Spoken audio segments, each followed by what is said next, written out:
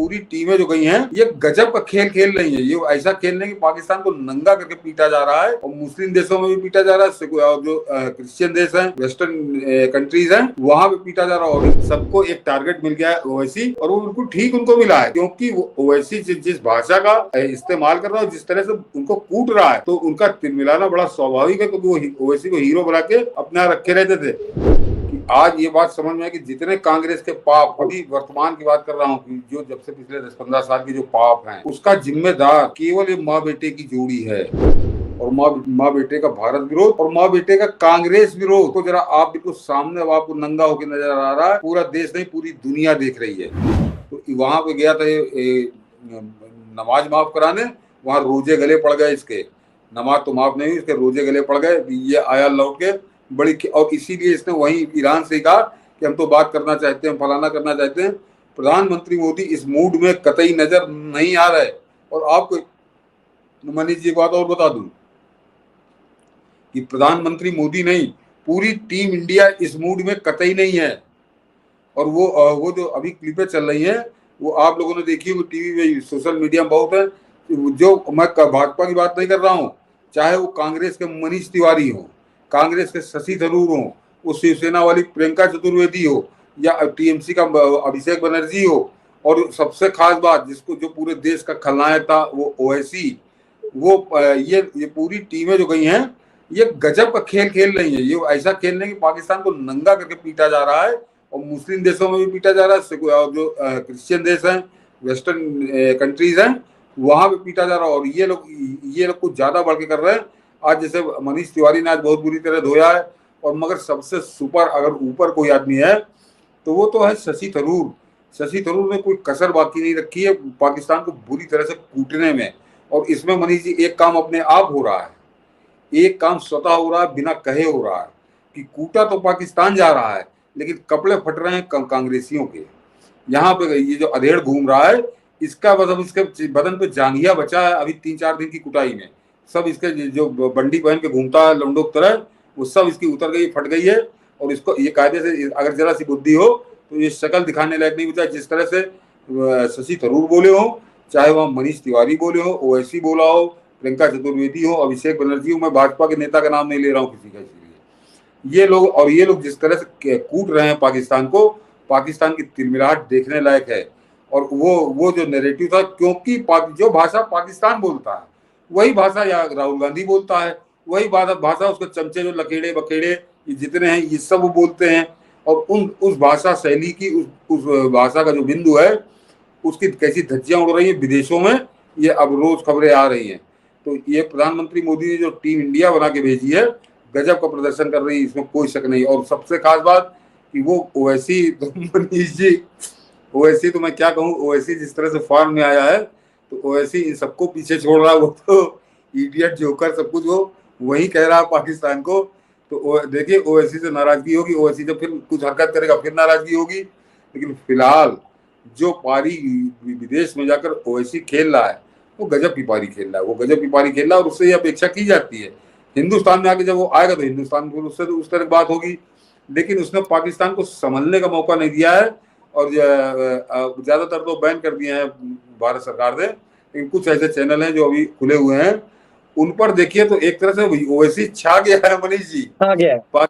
पाकिस्तान में सबसे बड़ा खलनायक बन गया है ओवैसी। वही कह रहा हूँ, वो पाकिस्तान में छा गया है। वो मुझे 60 और 70 के दशक की याद दिला रहा है कि हीरो से ज्यादा खलनायक जो लोकप्रिय होता था, जो छाया रहता था, वो प्राण थे, कि प्राण छा जाते थे पूरी पिक्चर में, वही चर्चा में रहते थे। तो आज की तारीख में प्राण हो गया 60 के दशक का पाकिस्तान में। वो जो है वही है, सारे मौलाना मिलके गाली उसको दे रहे हैं, सारे पत्रकार मिलके उसको गाली दे रहे हैं, पब्लिक अलग गाली दे रही है, जो जनरल रिटायर्ड बूढ़े रिटायर्ड हैं वो उसको गाली दे रहे हैं। सबको एक टारगेट मिल गया है ओवैसी, और वो बिल्कुल ठीक उनको मिला है, क्योंकि वो ओवैसी जिस भाषा का इस्तेमाल कर रहा है, जिस तरह से उनको कूट रहा है, तो उनका तिलमिलाना बड़ा स्वाभाविक है, क्योंकि वो ओवैसी को हीरो बना के अपने यहाँ रखे रहते थे। मैं बता दूं कि यहाँ कुछ है यूट्यूबर में, नाम नहीं लूंगा, वो बड़ी उसमें बाल की खाल निकाल रहे हैं, तो बाल की खाल मैं भी निकाल सकता हूँ, लेकिन ये बाल की खाल निकालने का समय नहीं है। यहाँ पर वो समय है कि भारत पर पाकिस्तान का हमला है और उसका जवाब विदेश में जाकर दे रहा है, तो ओवैसी बहुत बेहतरीन जवाब दे रहा है, इसमें कोई शक नहीं। जब वो दुष्टता करेगा तो उस पर दुष्टता की बात होगी, लेकिन आज की तारीख में अगर वो ऐसा काम कर रहा है जो कोई नहीं कर रहा, तो उसकी सराहना भी करना चाहिए आपको। ये हमारा दायित्व है। बिल्कुल, दरअसल ओवैसी ने सबसे पहले इस चीज को शुरू किया जब आप ईरान की चर्चा कर रहे थे। उसने कहा भारत की नकल कर रहा है।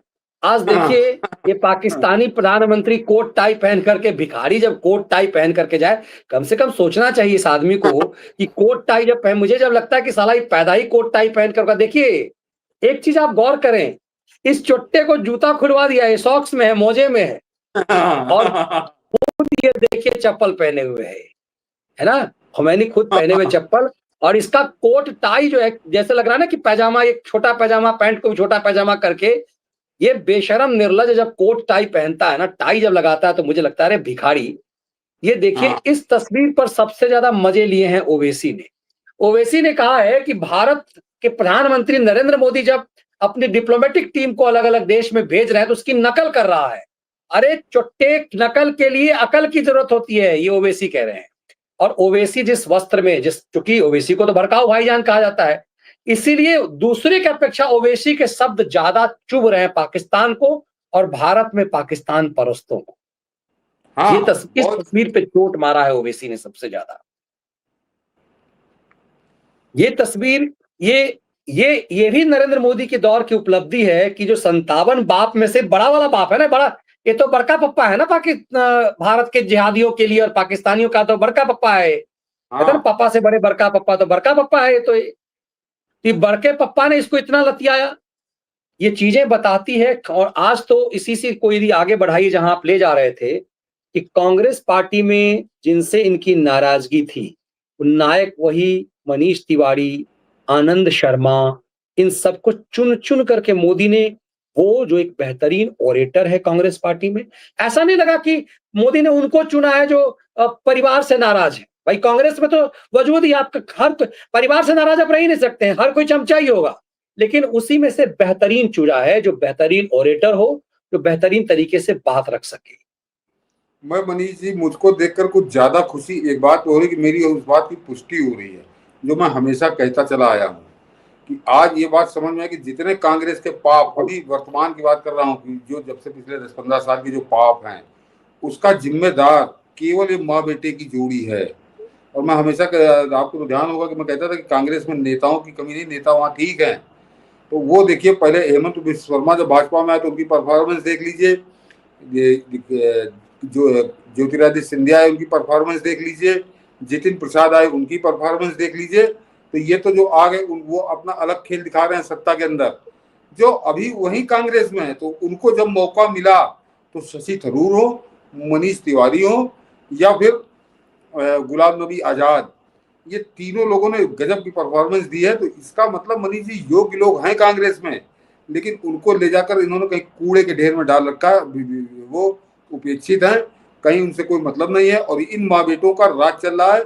इनके वो अखेड़ा बखेड़ा टाइप के चमचे, चाटुकार, वो राज कर रहे हैं, और उसका नतीजा है कि कांग्रेस लगातार गर्त में जा रही है, और वो आगे जाएगी भी, क्योंकि अभी ये लोग जब लौटेंगे तो इनके ऊपर मनीष जी और ज्यादा बिजली गिरेगी, इन पर बिजली और ज्यादा गिरेगी। तो ये कांग्रेस को अपने सुधार नहीं करेंगे। ये माँ बेटे तो, इनका तो एजेंडा ही एंटी इंडिया के टुकड़े टुकड़े करने हैं। तो इनको ये लोग सूट ही नहीं कर रहे किसी तरह से। ये लोग कांग्रेसी हैं, भाजपा विरोधी हैं, मोदी विरोधी भी कह सकते हैं, लेकिन ये कम से कम देश तो अपना जब मानते हैं कि हिंदुस्तान हमारा देश है। ये माँ बेटे तो मानते ही नहीं कि हमारा देश है। तो ये इनका एजेंडा ही एकदम अलग है, और हर उस आदमी से इनका झगड़ा है जो देश को अपना मानता है, देश की रक्षा की बात करता है। वो इनका ये उसके खिलाफ हैं, और वो आज बिल्कुल सामने नजर आ रहा है। क्योंकि ये लोग तो कांग्रेसी थे ना, मैं इसीलिए कांग्रेसी का नाम ले रहा हूँ, बाकी नेताओं का नाम नहीं ले रहा हूँ। और संभवतः प्रधानमंत्री मोदी ने भी इसीलिए उनके ऊपर इतनी महत्वपूर्ण जिम्मेदारी डाली कि देश भी जानेगा कि ये लोग काबिल लोग हैं, और इन्होंने अपना काम ईमानदारी से किया। ये पूरी गंदगी जो है, ये माँ बेटा के दिमाग में है, माँ बेटा के थिंक टैंक में है, और ये पूरी गंदगी का जो कांग्रेस के अंदर गंदगी बजा रही है, उसका स्रोत यही माँ बेटा की जोड़ी है। ओ बहनिया एक तो। आपने बहुत महत्वपूर्ण पॉइंट छेड़ा है। देखिए आज जो देश के लिए सबसे महत्वपूर्ण भूमिका निभा रहे हैं अजीत डोभाल, खाली पड़े हुए थे, बुढ़ापा हाँ काट रहे थे वो किसी ढंग से, मतलब बीमार होकर के। हो सकता है कि यदि इनके पास ये जिम्मेदारी मोदी ने नहीं दी होती पिछले 11 साल से, तो बीमार होकर के पता नहीं क्या कर रहे होते आज। यदि काम नहीं होता बुढ़ापे में तो यही स्थिति होती है। जिस इतने काबिल व्यक्ति को उनकी जब सही उम्र था किनारे कर दिया गया, मोदी ने इस्तेमाल करके उसे भारत की ताकत बना गए, मतलब उससे भारत को एक नई आप जो इशारा कर रहे हो बहुत महत्वपूर्ण है। कांग्रेस में जो काबिल लोग थे उसे सड़क छाप बना करके वो दो दो कौड़ी के चंपू जो है, जो पीछे से फर्स्ट करता है, हरियाणा वाला वो चमचा जो कभी चुनाव नहीं जीतता, वो नायक रहा। जितने कहते हैं रिजेक्टेड माल है, क्योंकि चमचागिरी वही कर सकता है, इसका अपना खुद का वजूद नहीं हो, ज्यादा चमचागिरी मनीष तिवारी हो, चाहे वो गुलाम नबी आजाद हो, जिन जिन के नाम गए, सबसे महत्वपूर्ण शशि थरूर। मगर मैं देख रहा हूं इसके उलट कांग्रेस के चमचे उन्हें नकारे साबित कर रहे हैं। मोदी भक्त जैसे कह रहा है कि वो गया है, शशि थरूर गया वहां याशी कर रहा है, वहां कुछ नहीं कर रहा, फोटो खिंचा रहा है। कौन कह कांग्रेस रहा ने अपने चमचे, कांग्रेस के जितने चमचे जो खलियर खैराती हैं, वो कह रहे हैं कि वो तो शशि थरूर तो फोटो खिंचवाने गया है, चूंकि उसकी फोटोग्राफी बहुत अच्छी होती है, महिलाएं कुछ उसके साथ होती है, तो थोड़ा चमक धमक हो जाएगा शशि थरूर से, इसीलिए भेजा गया है। इन खैरातियों में भी आता हूँ जरा। एक एक चीज और देखिए, जो माँ बेटा की पसंद, माँ बेटे की बुद्धि का स्तर, और माँ बेटे का भारत विरोध, और माँ बेटे का कांग्रेस विरोध, इसको जरा आप बिल्कुल सामने, अब आपको नंगा होकर नजर आ रहा है, पूरा देश नहीं पूरी दुनिया देख रही है कि अभी 2 साल पहले मनीष जी इस देश में कांग्रेस अध्यक्ष का चुनाव होना था। शशि थरूर इस खड़खड़े के खिलाफ लड़ रहे थे, और खड़खड़े को हम लोग देख रहे हैं पिछले 2 साल से किस टाइप का आदमी है। और उस शशि थरूर को छोड़कर माँ बेटे ने किसको चुना? उस खड़खड़े को। क्यों? क्योंकि उनको वैसा अध्यक्ष चाहिए था जिसके नाक ऐसे करके उसके पीठ पे पहुंच रहे और वो खींचे काटता रहे, ना बोले। अगर शशि थरूर उस जगह पे हो तो शशि थरूर उन तेवरों का आदमी को पलट के थप्पड़ मार देता ऐसे देड़ को। अगर इसने इस तरह की बदतमीजी की होती, नाक ऐसे अब निकाल के पूछी होती, तो बड़ा फैशनेबल व्यक्ति है वो, और इंटरनेशनल व्यक्ति है, और अपनी प्रतिभा को आज दर्शा रहे हैं शशि थरूर। तो इन माँ बेटे की जो चॉइस थी कि राष्ट्रीय अध्यक्ष कौन होगा, तो इनकी पहली चॉइस थी कि जो नाक पहुंच गए उसके कुर्ते पे वो खींचे काटता रहे, इस टाइप का चाहिए। तो ये कांग्रेस विरोधी भी है, ये देश विरोधी भी है, और इनकी पसंद योग्यता प्रतिभा तो है ही नहीं, इनके कुछ और एजेंडे हैं। जो रबर स्टैम्प टाइप का अध्यक्ष चाहिए वो इनको मिला है। ये और आज शशि थरूर ने अंतरराष्ट्रीय मंचों पर इस बात को पूरी तरह साबित कर दिया कि कितना अंतर है उनमें और उस खड़खड़े में। बिल्कुल, आप बहुत क्योंकि आप ही के वो जो साथ रहने वाले हैं, जो मेरे भी मित्र हैं, वो अक्सर कहा करते थे मोतीलाल वोरा के लिए। हमने कहा कि बड़ा झुक कर कैसे रहता, बोला कि जिंदगी भर वो 360 डिग्री पर झुका ही रहा। कांग्रेस में तो ऐसे ही लोगों की जरूरत होती है मनीष, क्योंकि वो खुद कांग्रेसी हैं, और ये बात अक्सर वो कहा करते थे। तब ये लगता है कि सचमुच समझिए कि योग्य आदमियों का पद। मैं बताऊं, मैं दर्शकों को बता दूं, मैं नाम नहीं लूंगा क्योंकि मेरे बड़े अच्छे मित्र कांग्रेस में भी हैं बेचारे वो, और उस आदमी की हैसियत जरा समझ लीजिए। मैं किसी ऐसे व्यक्ति आदमी की बात नहीं कर रहा हूँ कि वो आदमी जिस समय राजीव गांधी प्रधानमंत्री थे और अपने चुनाव क्षेत्र में जाते थे तो अपने साथ जिप्सी पे आगे बैठाते थे, और ये एक आध बार की घटना नहीं है, ये रूटीन था उस व्यक्ति का। और वो उस व्यक्ति को कोई पद का, राजीव गांधी का देहांत हो गया, उसके बाद उस आदमी को कोई पद कांग्रेस में नहीं मिला। मेरे आज भी मित्र हैं, बात होती है। तो मनीष जी, एक बार मैंने उनसे पूछ लिया कि यार आप में कम से कम मतलब आपको पद नहीं मिला, ये कांग्रेसी एक बड़ी दूरी बना के रखते हैं। तो उन्होंने बात बहुत बढ़िया कही थी, कहें सतीश भाई, हमारे यहाँ कांग्रेस में जो पूरी तरह से ठोक बजा कर पूरी तरह से आश्वस्त हो जाते हैं कि ये आदमी इस कुर्सी के योग्य नहीं है, तब उसको कुर्सी दे दी जाती है। ये कांग्रेस का रवैया रहा है। तो उसी का नतीजा है कि थरूर आज बाहर बैठा है और खड़खड़े राष्ट्रीय अध्यक्ष है। यही फर्क है। लेकिन चुनौती सबसे बड़ी बात यह है कि कांग्रेस ने तय किया हम जिसका नाम देंगे वो जाएगा, लेकिन गया वो जो सरकार चाहेगी। ये अहंकार इनका भी टूटा। अब देखना दिलचस्प है कि देशद्रोह के लिए माँ बेटे किस हद तक आगे बढ़ते हैं। जो भारत के लिए का जलवा दुनिया में बढ़ा करके जो लौट के आएंगे, उन्हें माँ बेटे सजा कैसी देते हैं। इन माँ बेटों, देखिए मनीष जी, इन माँ बेटों के कुकर्मों की कहानी हम लोग अभी बड़ी लंबी सुनते रहेंगे, क्योंकि ऐसे नए नए कुकर्म उभर के आएंगे। नेहरू से लेकर राहुल गांधी तक बहुत लंबी है कुकर्मों की सूची, देशघात की सूची। ये हमेशा चर्चा चलती रहेगी, आगे भी चलेगी। लेकिन आज का दिन बड़ा महत्वपूर्ण है कि आज प्रधानमंत्री मोदी ने दो बातें बड़ी महत्वपूर्ण बताई हैं और इस देश को याद रखनी चाहिए मनीष जी। हाँ, दर्शकों से भी कहूँगा कि आपने सुन लिया, उसके बाद बात कल आई गई खत्म हो गई, या ये नहीं, इसको याद रखिए।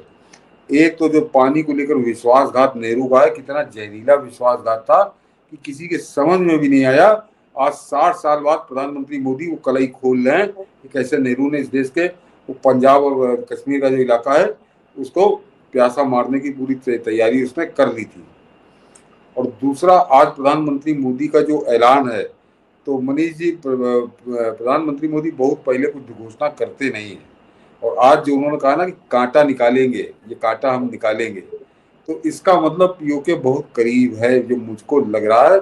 और करीबी से मेरा मतलब है कि साल भर की ज्यादा से ज्यादा दूरी है, हो सकता और कम हो, लेकिन साल भर से ज्यादा की दूरी मुझको नहीं लग रही। साल भर से ज्यादा की नहीं लग रही कि 4, मतलब बिल्कुल ये ऐसा लग रहा है कि साल भर के अंदर ये हो जाएगा। और इसीलिए अपना पक्ष इस डेलीगेशन के माध्यम से प्रधानमंत्री ने दुनिया के सामने और मजबूती से रखी है। और मैं बता दूं मनीष जी, आप केवल प्रधानमंत्री मोदी को मत देखिए, टीम इंडिया जो अभी दौरे पे उसको मत देखिए, हमारे जो विदेश मंत्री हैं वो किस तेवरों के साथ चल रहे हैं उसकी एक झलक बता देता हूँ मनीष जी। कि प्रधान जयशंकर जर्मनी में थे, जर्मनी के एक अखबार में उन्होंने इंटरव्यू दिया, इंटरव्यू बड़ा लंबा, मैंने पूरा निकाल के रखा है, इस पर हम लोग फिर बात करेंगे। लेकिन उनके तेवर समझिए और क्या तैयारी है। और भारत, ये जो यहाँ पे कौए, यहाँ के जो कुत्ते बार बार बताते ना कि डोनाल्ड ट्रंप से डर गए और फलाना हो गया, ढिमाका हो गया, उस पर अभी हम लोग बात करेंगे। लेकिन वो उन्होंने शुरुआत का ही जो एक सवाल और जवाब उनका समझ लीजिए कि किस मूड में है टीम इंडिया, और किस मूड में है टीम इंडिया का बैट्समैन नंबर 2 जिसका नाम है एस जयशंकर, विदेश मंत्री। तबीयत खुश हो जाएगी आपको कि किस तेवर से वो जवाब दे रहा है पूरे यूरोप और अमेरिका को। मनीष जी, है कि पाकिस्तान के साथ जंग को लेकर जब उनसे सवाल पूछा गया और कहा गया कि क्या आप इंटरनेशनल लॉ को नहीं मानते, इस पर दो टूक जवाब देते हुए जयशंकर ने कहा, और ये जवाब जरा अब सुनिए उनका, कि जब आप संघर्ष के बारे में सोचते हैं तो आपको यूक्रेन की याद आती है, लेकिन जब मैं संघर्ष के बारे में सोचता हूं तो मुझे पाकिस्तान की याद आती है, आतंकवाद की याद आती है, चीन की याद आती है, और हमारे बॉर्डर याद आते हैं। इसलिए हमारा नजरिया एक जैसा तो कतई हो ही नहीं सकता, हमारा नजरिया एक जैसा तो कतई नहीं हो सकता। जर्मन अखबार फ्रैंकफर्टर आलगेमाइन ज़ेइटुंग के साथ इंटरव्यू में विदेश मंत्री जयशंकर ने ये जवाब दिया। तो क्या खूबसूरत जवाब है, और उनको आईना दिखा दिया कि तुम जब युद्ध के बारे में बात करते हो तो तुमको यूक्रेन नजर आता है, क्योंकि तुमको रूस का, मतलब ये होती है कूटनीतिक भाषा, और इसके कई संदेश होते हैं। कि यूक्रेन का नाम लिया उन्होंने, रूस का नाम नहीं लिया, लेकिन उन्होंने बता दिया कि तुम जब देखते हो तो तुमको, क्योंकि रूस तुम्हारे दिमाग में, रूस का बुखार चढ़ा है तो तुमको यूक्रेन नजर आता है, लेकिन हमको पाकिस्तान नजर आता है, हमको चीन नजर आता है, हमको हमारे बॉर्डर नजर आते हैं जब हम युद्ध के बारे में बात करते हैं। तो इन तेवरों के साथ जर्मनी में बात कर रहा है हमारा विदेश मंत्री, जिसको यहाँ के कुत्ते, यहाँ के कौए, यहाँ के भाड़ुए, यहाँ के भाड़ बताते हैं कि उसने तो घुटने टेक दिए, वो तो डर गया। तो अब इनके ऊपर जो क्या भूत सवार है, इसको कैसे उतारा जाए, इसका भी इलाज प्रधानमंत्री मोदी को करना चाहिए।